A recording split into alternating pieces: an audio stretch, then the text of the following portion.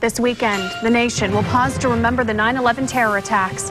This is a live picture from Ground Zero, where the new memorial for all of the September 11th victims will be packed with family members. The big ceremony will happen tomorrow at the exact time the first plane struck the World Trade Center towers. Events are also planned in D.C. and Pennsylvania. Our John Thomas is live above that memorial with the very latest. And John, after you see these pictures, it's hard not to put yourself in that moment 10 years ago when you had heard what had happened.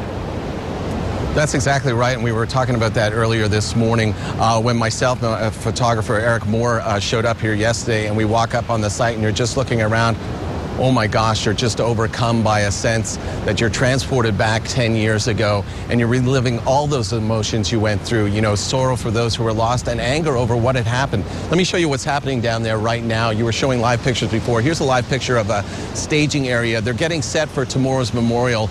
This has pretty much been nonstop as they've been doing this. Looking up back from that stage, you're going to see one of the memorial waterfalls. There's two of them. That one you're looking at is exactly where the North Tower stood. These are the largest man-made waterfalls in North America, and around them on the granite on the surface are the names of everyone who lost their lives in the tragedy on that day. Over 2,700 names etched in there.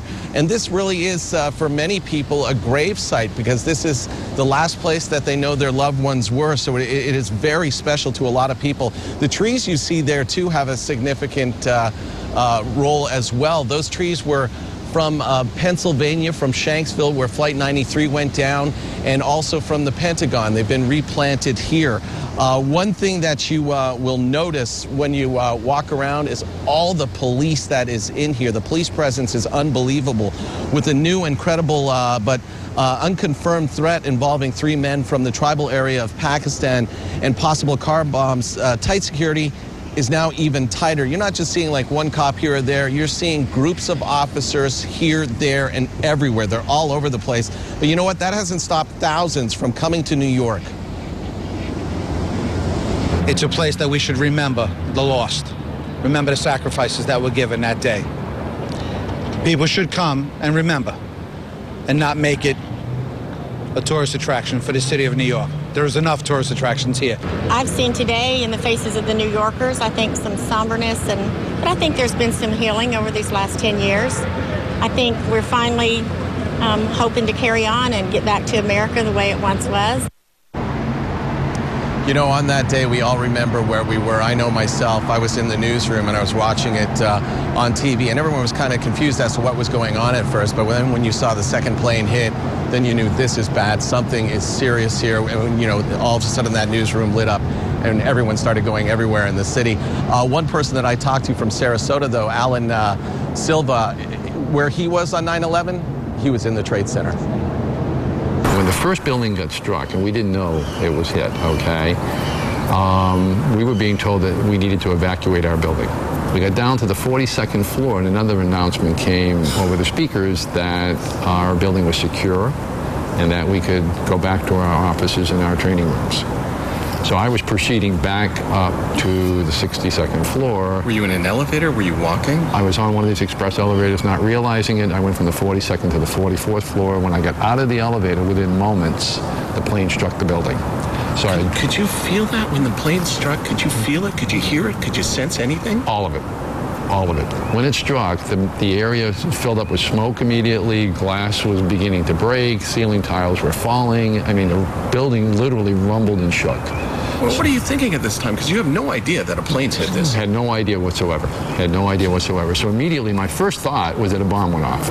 You know, that it had to happen on our floor, or just above, or just below. But it was that muffled, rumbling, just awful sound that you hear sometimes in the distance like thunder. But the building really literally began to waver and shake, if you will, and there were tremors and there was smoke. So I remember, you know, grabbing a gal by the back of her blouse, picking her up off the floor and saying, we need to get the hell out of here right now. And this is a vivid memory of mine, that people were being assisted, you know, getting down the stairs. Some were having physical difficulty just getting out of the building.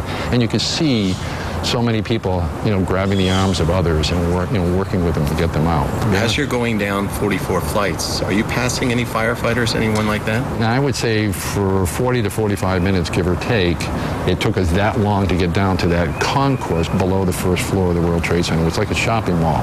That's when I first saw the first firefighters. These guys were rushing into what they knew was certain danger.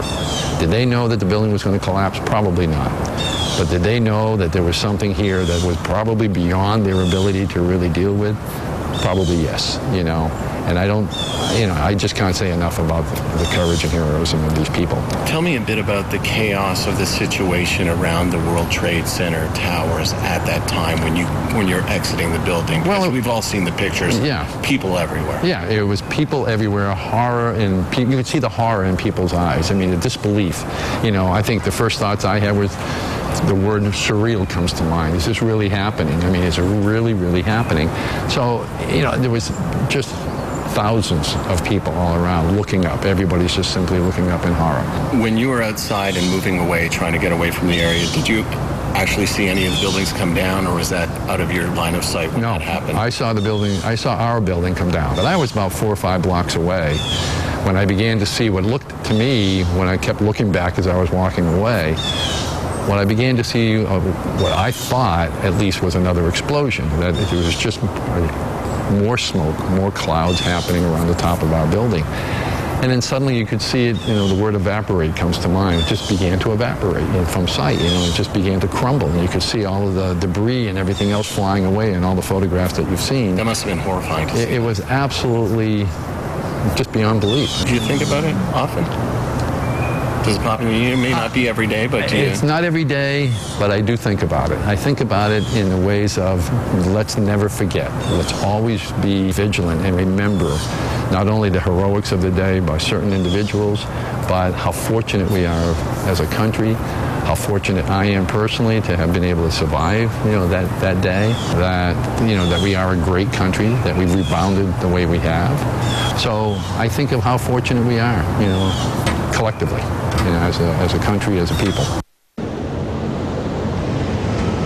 You're looking at World Trade 1 now. That tower is going to be 400 feet taller than the former World Trade Center towers. It's going to have a spire on top of an antenna. That's going to bring it to a height of 1,776 feet.